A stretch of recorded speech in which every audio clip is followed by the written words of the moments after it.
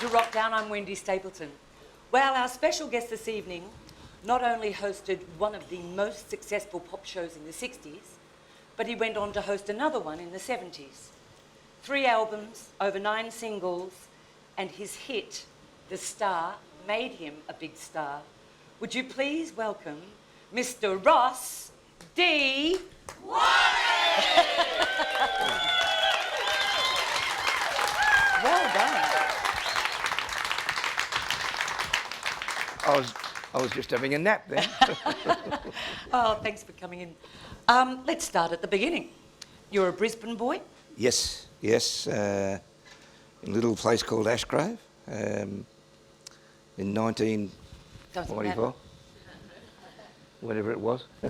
So, music-wise, Brisbane didn't really have the sort of TV shows that Sydney had? Actually, Or to did tell it? you the truth, I used to compere with a DJ from 4IP in Brisbane, and it was called Countdown. Are you serious? Yeah, no, I'm serious. I wasn't aware there was even a show called Countdown before Countdown. Channel O in Brisbane. So that's where I got my sort of little bit of grounding for the TV side. hosting. Yeah, for the TV side of So it. before you were hosting or co-hosting, obviously you were performing. Yes. So Yeah. where did that all well, start? like every young bloke and lady singer, mate, you start wherever you can. I remember walking up to my good friend and now bass player, and then bass player, Stewie West, and going, "G'day, mate, let me have a sing." And I was tugging on his trousers, and he finally relented during the night. He said, "All right, come up." And I absolutely murdered Boney Maroney. How can you murder Boney Maroney? It is so simple. Anyway. Well, he something said, must have happened because... well, it was Friday night. He said, "What are you doing on the weekend?" I said, I'm going down wherever you're going. And we went down to Claude Carnell's playroom on the Gold Coast, and it sort of started from there. That was a band called the Kodiaks. The Kodiaks. So Yeah. who was in the Kodiaks? Yourself? Stewie West and his little brother Timmy, and a very, very great guitarist called Graham, and myself. And it was such good fun. Obviously, did you record with the Kodiaks at all? No, that was... after a while I broke away from the Kodiaks and went my own way with another Brisbane band called the Escorts. But they were a backing band for Every Man and His Dog. They were great in their own right. And they're actually on the CD, which has been revived by a good mate of mine. Who's that? Little cute little man, eh?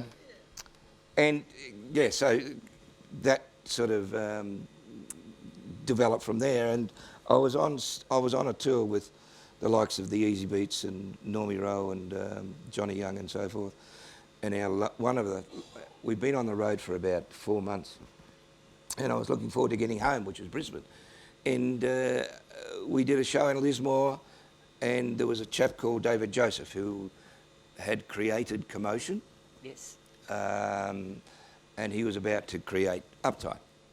And he saw me then in Brisbane on the Saturday night, and like the man with the big cigar, he said, "Here's my card, you give me a ring and I'll give you a ring," and so forth. So he rang and said, mind you, Eileen, my beautiful wife of eternity, has, I can't even remember how long it is, it's 47 years. He rang and said, "I got a job for you in Melbourne if you want it." I'm in Brisbane. We had just got engaged. I just turned 21. I don't want to bore you with this, but I'll be very quick. That's good. I'm wanting to hear this because I was wondering where it all sort of David Joseph, great bloke, fantastic fella. This is the guts of the contract or the phone call. "I want you to come to Melbourne and compere a 4-hour live-to-air rock and roll show with no rehearsal. Find your own way to Melbourne, find your own accommodation, and this is early 67. He said, and I've got $60 a week for you. Well, I got to Melbourne, you got to Melbourne? and he said, right, I was staying with some friends out in Broadmeadows, which seemed like going from here to Wangaratta. You know, it was hopeless. And I walked into, we were above the pizza shop in Fitzroy Street. Who was that? Do you remember? Toto's? Yeah, that's not is it? Something like that, anyway. And we had one office or two offices up there. And he walked up to the stucco wall, and he licked his thumb, and he went on the wall. He said, now, sit there and talk to that. And he said, no. I said, what? He said, no, talk to the thumb, which now is the eye of the camera.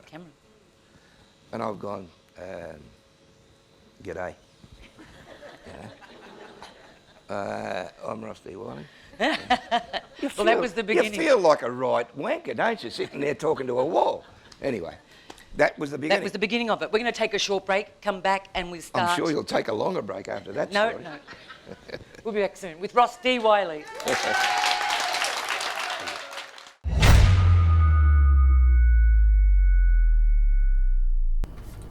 Robert Plant's new CD, which is an absolute beauty. It's called Lullaby and the Ceaseless Roar, and it's the 10th solo album from Robert Plant.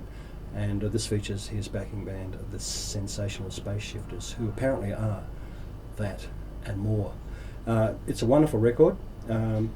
It's not funny, but it's Robert Plant is kind of using a bit of a different voice these days, because I mean, let's face it, he's in his mid-60s to late 60s, and like Frank Sinatra, you sort of have to evolve a bit with your singing, and he does that on this. He sort of sings a lot softer and uses a bit of falsetto. The songs are great lyrics, and there's some great playing on it, and I definitely recommend Lullaby and the Ceaseless Roar by Robert Plant.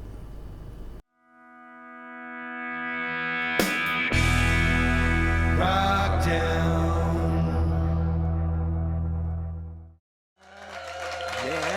Welcome back to Wrokdown. My very special guest is Mr. Ross D Wyllie. Don't you love it? Oh, yeah. Well, I was saying Johnny Young before. So, we were, or you mentioned earlier on, Commotion was on before Uptight. Yeah. The compere of Commotion had... Ken Sparks? Ian Turvey, maybe? Oh, no, that might be wrong. Baby Ken Sparks is one, yes. Yeah. Baby John Burgess, maybe, yeah. So there was... but it was a mime show. That's Commotion, and then there was the Go Show. Was it the Go Show was before. Before it? Yeah. Okay, Go Show was 65. Right, that was Turpie, I think. Absolutely, Turpie. And then Johnny Young. And yeah. Johnny Young came over from Perth. Yep. Because he was hosting a show over there, something 17.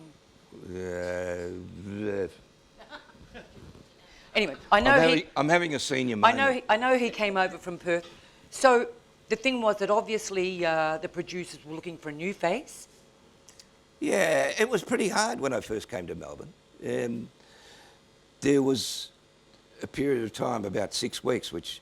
Oh, and the other thing was, in that before the other break, was that the other thing about coming down was he had a contract for 13 weeks. And I said to Arlene, I'll go to Melbourne for 13 weeks, gain some experience, and then I'll come home. Well, after 6 weeks, I was like a lost dog, because You had no one down here? I had nobody down here at all. There was one man that befriended me, a fella called Tony Healy, and we became, and still are, very good friends. But it was terrifying, because Melbourne was a mecca of rock and roll and dances and TV and everything. You know, like, it was fantastic. Anyway. 4 hours. Well, that's a very long show. It was. But I had some good people around me, and you sort of, because you're so young, you just learn how to fall into the groove and do it, you know, without... I mean, that was before I got a big head. That was a joke. But it was intense. There was no way that you felt, or I did, I was under so much pressure. 6 weeks into it, I rang Eileen and I said, get your bum down here to Melbourne. She said, I'll ask me dad. We just got married. She's nearly 20. She is 20. And I said, well, you ask your dad and let me know. So she rang back and said, yes, that's okay, providing we get married. Okay, I'll give you 10 days. And I was back home in 10 days after I'd rung her, and we'll organise the wedding Monday night. Got in the car Monday morning, Tuesday morning at some ungodly hour in Brisbane. And drove. And drove back to Melbourne. That was the honeymoon. Because I had a production meeting on the Thursday. I was going to ask you, how did they actually run the show? Because as you said, it was live. Everything was, I mean, you were using this backtrack, so the singers were using there was backtrack. In the early days, we didn't have any live recording. We did later, as the techniques developed. Thorpe, I remember, and Max Merritt doing. It was just wonderful. So it was a pre-record. It wasn't done Saturday morning. Oh yeah. That's what I meant. It was Oh live. yeah, It was no. Yeah. All the boys would be in the bands, would be working until 2, 3 o'clock in the morning, and they'd be in the car park at Nuttawading, and just getting over their hangovers and their whatever else they used to, do. And 8 o'clock in the morning, they'd all come wandering in and make up and then perform. Like they were miming, yes, but it was still a buzz. It was. A lot of the talent on the show. I mean, it was I looked Denise Drysdale and Yvonne Barrett. Grace. Beautiful Yvonne Barrett. Beautiful Grace. Yeah. Yes. We're going to have a video clip from a guy called Andy Jans Brown. Look forward to it. I think it's called Sunshine Avenue. We had a clip of him on last year, so let's all take a look at Andy. Okay.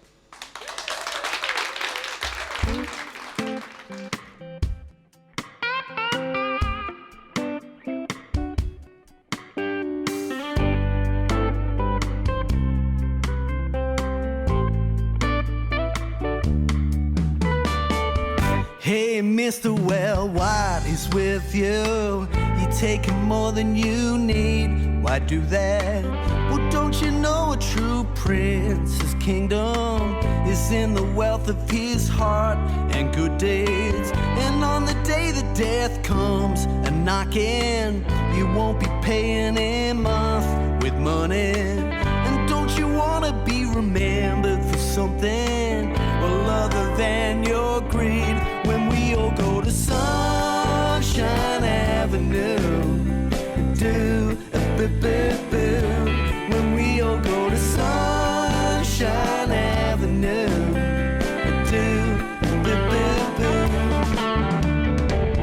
Hey lady, what's with that behavior? You know I'm sure your shit stinks as mine does. Well, didn't your pa ever tell you, honey, that no one's lower than you or better? And every time that you point your finger, well, 3 are pointing at you. Just try it. And all that money you can't take it with you. Well, death will level us all when we all go to Sunshine Avenue.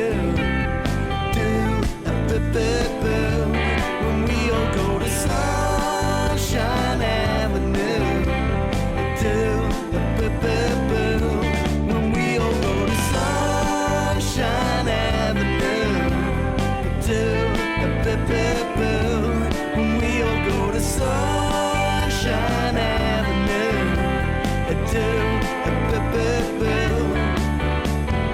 Oh, don't you feel it slip through your fingers? And oh, not even your clenched fist can grip it. Oh, well, even if it breaks up,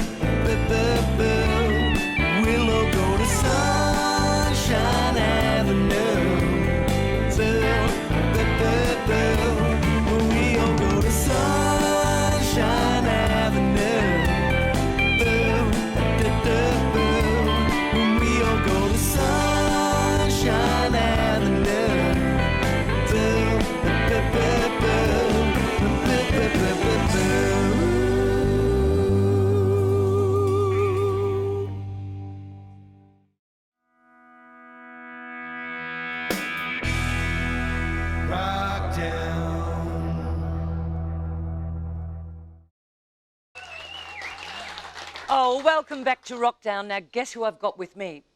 The one and only Soozie Pinder, who has been out and about again in Perth. Where do you get these gigs? My interview was with Bernie Lynch from the Eurogliders. So I went downstairs and brought a man up to my room with my cameras, and they thought I was doing funny movies. And you were. And I was. So Bernie Lynch, of course, and gorgeous Grace Knight were the Eurogliders, and had band, but that was basically the main part of the band, wasn't it? Grace and Bernie. Fabulous musos, and they've sort of reformed.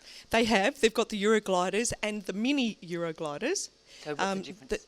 Well, half the band to cater for touring purposes, because, you know, the industry is doing it tough and great people go out and see live gigs, like our Chrissy Jackson down there. She goes and supports all the live gigs, and bands have had to modify their lineup to accommodate it. But, you know, remember that We Were Together? Is that what it was? We Were Together? We Will Together. We Will Together. Remember that film clip? And the clothes. The clothes. And he had his bathers on. So that's why I thought I'd wear my bathers in the clip. No, I didn't. Oh, you did in the clip? No, I didn't. I just pretend. But he was a wonderful man. He turned up. I went down and greeted him. He brought me these gorgeous homemade pecan tarts, and off we went. I went like a tart up to my room and said, let's talk. And he was a wonderful gentleman, a wonderful interview. I was really privileged. What did he have on? Oh, Because he wears amazing. He wears outrageous clothes. They're fabulous. Well, he was low key today. He had just shorts on and this funky red shirt. But I did recognise him because I saw him on Facebook in gold pants. So I said, "Where's your gold pants?" I had mine and offered him to wear them, but he declined. He declined. Let's have a look at the. have a look at the clip. Let's have a look at the interview. This is Bernie. Now let's talk about your beginnings of. Was it the Stockings? Your first band, or one of the first that I read about? Yeah, it would be the first one that anybody knew about. In fact, somebody posted up on Facebook the other day one of our songs that we did on Countdown, and I had such a laugh looking at it. We just looked all so young, you know, it was just ridiculous. Yeah, that was one of the early ones, but there were a bunch before that.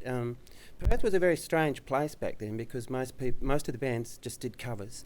There were almost no bands who played original songs, and we were one of the first who started to get people along and started to build an audience, much to the chagrin of the local agents who really only looked after cover bands, so they were a bit annoyed about us, but in the end they got that maybe we were doing something successful. But Stockings were a great band, yeah, really good. Was your alias Rip Torn? Rip Torn and the Stockings, yes, and there was Detective Sergeant Frank Peters and all sorts of other strange names, but it was the era. We were young. Grace Knight was playing in another band called Lumiere. Strangely, they were a covers band who used to do a lot of Fleetwood Mac and things, and there were two girls in the band, and they used to perform on stage in swimsuits and stuff. It was quite a spectacle. Grace will be sorry, Grace, that I mentioned that, but anyway. Nothing wrong with a swimsuit. Nothing wrong with a swimsuit, but anyway, the long and the short of it is I knew her sister, and so I used to go and watch Grace performing in this band, and basically I fell for her, and as a means of sort of, I don't know how you describe it, but I basically ended up suggesting she come and do some backing vocals on one of our singles. Very smart move. That's smooth. Well, it was a ploy. It was a downright dastardly ploy. I'm impressed. And the long and the short of it is we started going out, and I said to her, look, how about you come and sing lead vocals in this band, Living Single, which you did for a little bit, and it eventually became Eurogliders. So that was how it was basically, the beginnings of a love story, really, Eurogliders. And look, after all this time, like 30 years or something, we're still the greatest of friends. And we have the most tremendous fun on stage as friends, and that's great. So Eurogliders got together and you got a recording deal, and you cut your first album in the Philippines, was it? In Manila? Sadly, yes. That was the strangest experience, really. We did it because our manager said, look, Paul Kelly's just made an album there, and it's a lot cheaper to do it in Manila. So fair enough, we head off to Manila. My God, I tell you, it was just the wildest experience. There were people driving down the streets with guns, and at night you'd hear gunshots, and you'd wake up the next morning and the front page of the newspaper would have this sort of body strewn across a bed, with a hand out, and the headline says something like, all she was wearing was a Rolex watch. And then Not a fake one. no, not a fake one. So she was a well-to-do. Oh, there's lots of stories I could tell you about Manila, but the end of it was we recorded an album there that was a disaster, and we had to bring it back to Australia and have it remixed in Australia by Mark Moffat, and he did a great job, and it ended up being quite a successful album, but I wouldn't record in Manila again. Never again. Never Yeah. again, no. So your second album, tell us a bit about that, because that was a little more successful than the Manila one. It was, but it was also a disaster. You're making bloody good disasters. Yes. eh?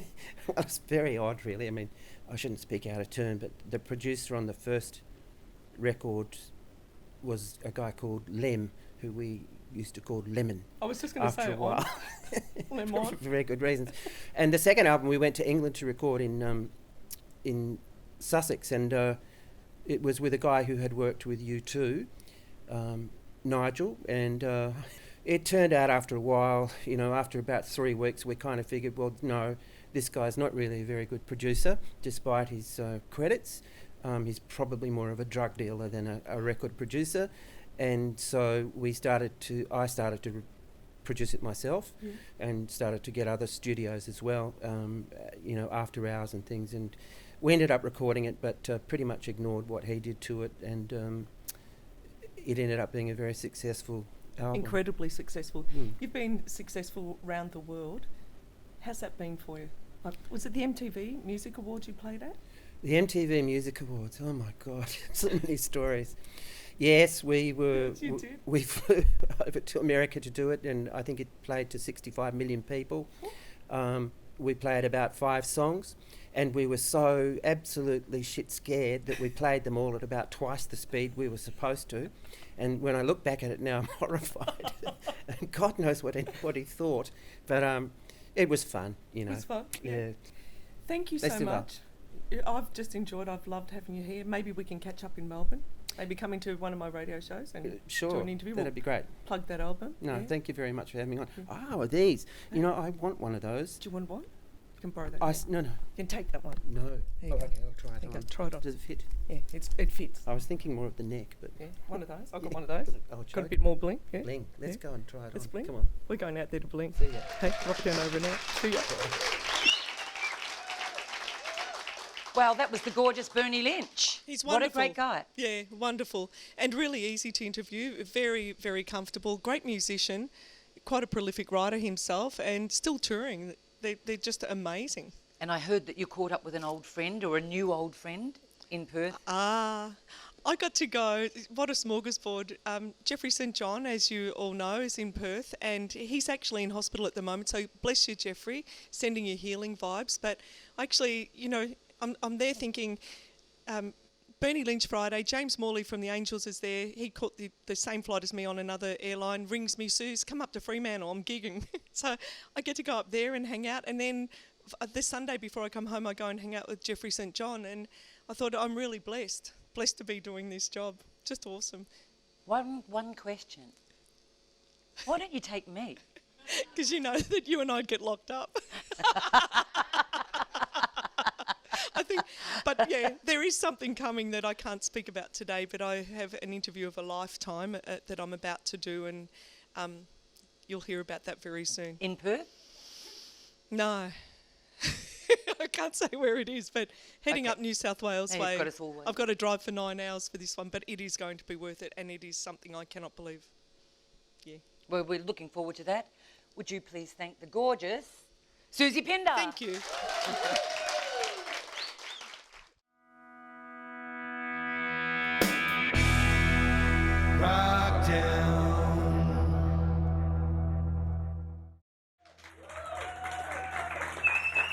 Welcome back to Wrokdown with my special guest, Ross D Wyllie. Can I come on the shows and sort of introduce you? Oh, yes, absolutely. Because you are going to do some shows this year. Yes. Quite a lot of shows. Yes, yes. Not many people would admit it, but being a television star, you actually said to me that you sort of got a little bit excited about yourself at one point. Oh, absolutely. Yeah. Well, not many people would admit Well, that. I mean, Not have a many look at people those would even photograph know. girls. Wouldn't you get excited? Eh? You did, didn't you? Yeah. No, look, You're talking about my honesty in it. Yes, and about the fact that you were honest enough to sort of say that you made, eventually, when the show took off, you made a lot of money, but you basically... I all of a sudden I gained a lot of friends. As you do. As you do. And we used to go to the Hofbräu House every second Sunday night and bang the steins and drink and have a good time.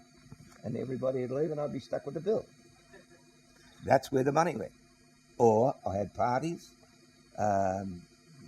John Swan riding a Harley Davidson through my house in Ormond, in Melbourne. Bottles of bourbon lined up on the mantelpiece above the fire the next morning. Go, wee, you. Johnny Young sitting in my lounge chair out the back in the sunshine, just ordering drinks. Sure, John, I'll bring you another drink. You know, that's how it went. I'm not having a shot at Youngie at all. But that's, yeah, all of a sudden you've got everybody's your mate, everybody's your friend. And then when you start to go on the slippery slide, they're not around anymore. That's right. And who stuck by you? Your beautiful wife. Absolutely. Without her, I'd be dead now. There's no way I would have survived without Eileen. I didn't do drugs, but I did like my beer and bourbon. And cars. And cars. I stuck that into a wall at Nujie and nearly killed both of us. That's another story. Let's talk about, well, all of your singles, but two of them that really sort of, I think everybody is totally familiar with. Funny Man. Yeah. And The Star. Mm. The Star was a #1 hit. It was a national #1 hit. That's right. Yes. So obviously... it was about 6 weeks nationally, which is... Over 50,000 copies. Yeah, that's a lot of copies back then. Today, that's nothing. But people don't sell any copies now. No, don't they? No. What do they do? They just get it off the internet. Oh, don't they pay for it? Don't ask me. I don't know. Okay, so obviously The Star was massive hit, and Yes. Johnny Young wrote that. He did. Did he write it for you? He did, and very quickly, the middle of late '69 it was, and I was going through one of my smart-ass periods of I'm the host of this show, not you. There was Johnny Young used to sit here, and Ian Melvin used to sit there. And you reckon I'm going to fall over? No, I'm not going anywhere to let one of you guys in. In fact, I was offered to go to Herman's, covered The Star, and Top of the Pops said, no, you can't have a gig, Herman, unless the original artist, it was a union-run BBC organisation, and so I got the phone call, come over to England, do Top of the Pops, a couple of weeks, and then come home. I said, not really, I'm not leaving this. I'm not leaving this couch. I mean, I go away, somebody's going to jump in this couch, and I'm gone. So never take a holiday, is what they used to say. But Youngie walked into a production meeting one afternoon. We had a little studio in Ormond in Melbourne, and I got a little bit shirty. I said, what are you doing here? This is a production meeting about the show. It's not about, you know, you're not even on the production team. Yes, you're a regular, but you're not supposed to. Oh. I said, why don't you go and do something useful, like write me a song? So he turned on his heel and he said, all right, you star, I will. And as God is my witness, that he wrote, 2 verses. That he didn't quite have the middle eight. That's another story. Of The Star, when we finished the production meeting, I went downstairs and here he was sitting in the barber's chair playing the basic chord pattern to The Star and singing it. And I've gone, my Godfather, is that a hit or what? And it was. And it was. It was just, one of those times when things just go and go together, you know. It all fell in Absolutely, yeah. So right place at the right time. Did you laugh about the content, or were you a little bit? The Star. Yeah. Oh, because he was having a go at you, wasn't he? Yes, he was. In one way, but then it turned around to be another story where it's like Funny Man to a certain extent. Funny Man, you're performing and then you go home and there's nothing, you know. The same with the Star. Now the stage is bare, knowing that you're not there. I'd give it all away just to hear you say that I love you. That, in some times in your show business world, that is what happens to you. To people. Happens to a lot of people. Absolutely. Happens to a lot of people. And that's where some wonderful records and performances have been made. Well, it was a massive big hit. We're going to actually...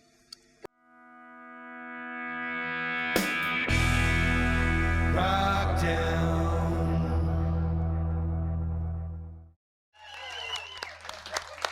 You'll get it before the night's out. Welcome back to Wrokdown. Ross is giving the audience percussion, bit of percussion. Yeah, shoot. I should know how. You're doing very well. Should be scared to do anything now. Yeah, I know. She's terrified.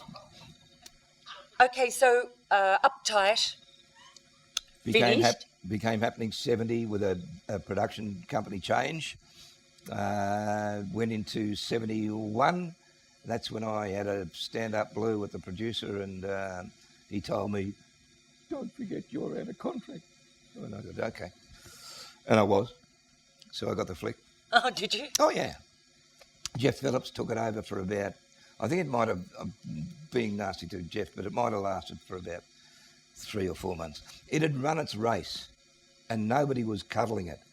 Nobody was injecting anything into it. Anything new into it? No. And I was getting stale, and I was being a bit of a pain in the ass as well. So it was going nowhere, which is a very an unfortunate thing to happen to a wonderful concept. I mean, it was only a magazine format where we had movie reviews, record reviews, blah, blah, blah, blah, blah. We had all of that, but then after 4 years, it just got very tiring. As you might know, Doug, you just... after a while, it's hard. I'm not going on holiday. Don't go on holiday. Not going anywhere. So that was the end of that era for you. And then I lost my way musically. I went and opened a video shop in Bayswater, and I did some nighttime commercials took over from Hal Todd on Channel O. That's right. That's right. Channel O or 10, whatever it was. So I lost my way a little bit, and then with the help of some extraordinary people, and I won't try and name them because over and above Eileen, I found my way again, and I got a chance to do the Go Show reunion 2 years ago. You've done a couple, haven't you? I have now, yeah, which was fabulous. Mate, to walk on stage and feel the warmth and the love that's coming from the people, just go, sure, God, this is just fantastic. I believe you got a standing ovation. Well, we won't go there, but I mean, yes, we did. And everybody cried. I mean, that's adrenaline, which is just the best drug in the world. Beats Panadol any day. Now, you did the 2 Go Show reunions, and that then led you to start doing a few gigs with Norm. Yeah. And some of your great muso mates. Yeah, like Stevie Kelson will be on stage with me a little bit later, and Trotter on drums. As I say, I don't know what's going on because it's just a wonderful period in my life. I'm heading for 71 this year, and I'm going, I better get this over with quick, you know, because I'm not going to be around at 80 when I'm... Oh, yeah. Do you think? Oh, damn. Well, It's been a wonderful trip. And you people in the audience, I know, I can hear what you're saying, that you've been there and you've watched some of the shows and so forth. And so you know what it's like. It's magic, isn't it? making me cry now. Oh, I don't do that. No, it is The mascara, It's look a at it. beautiful thing. And as you said, for it to all just start again, and you've realised that you just love it. So you've obviously decided now to go out and do more gigs. I know you've got a whole Absolutely. lot of gigs coming up. Yeah. We were talking about your product, this DVD. How are we able to get this? Because I think it would be fascinating. The only way that one's not on any network or website. The only way to get that is at the gigs. It's just a little compilation of some of the stuff that I've gathered with the help of John Young. But they will be available at gigs. Oh yeah. Okay, so we've got this. Now let's talk quickly about this, the album, because it's a Collection. a remix. A remix collection. once again. I don't know. Gil Matthews, Aztec Records. He grabbed all the old masters from around the record companies, bought them all in, paid for them, took them from analog up to digital, remixed it all, and he's done all the artwork. And that is my car, as you said before. That is your car. And yes, so it's just, once again, there's another man to thank in the team of people that are around me, which is just fantastic. So would you please thank the wonderful Mr. Ross D Wyllie. There we go. Thank you. We're going to take you out with Ross. Good night, everyone at Wrokdown. Thank you to all of our crew. Thank you to you, Soozie Pinder. Everyone here at Musicland, thank you very much. Ross. Thank you, guys.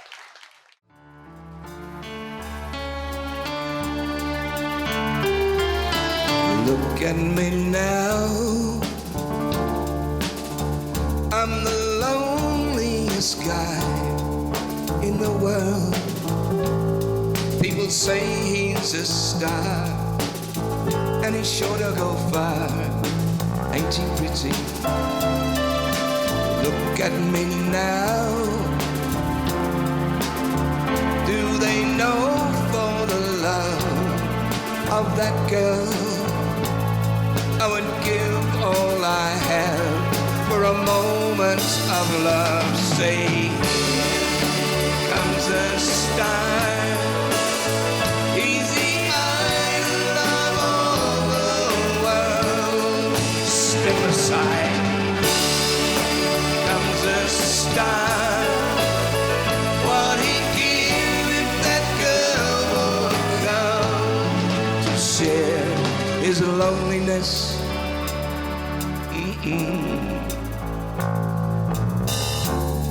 There was a time we would wander down love's avenue, sharing moments together should last forever. Then came the time, saw my name up in lights, and you knew there'd be no time together. Now you're gone, still they say, here comes the star. He's the idol of all the world. Step aside. Comes the star. What he'd give if that girl would come to share his loneliness. Now the stage is bare, and I'm knowing that you're not there. I'd give it all away just to hear you say, God, I love you. Here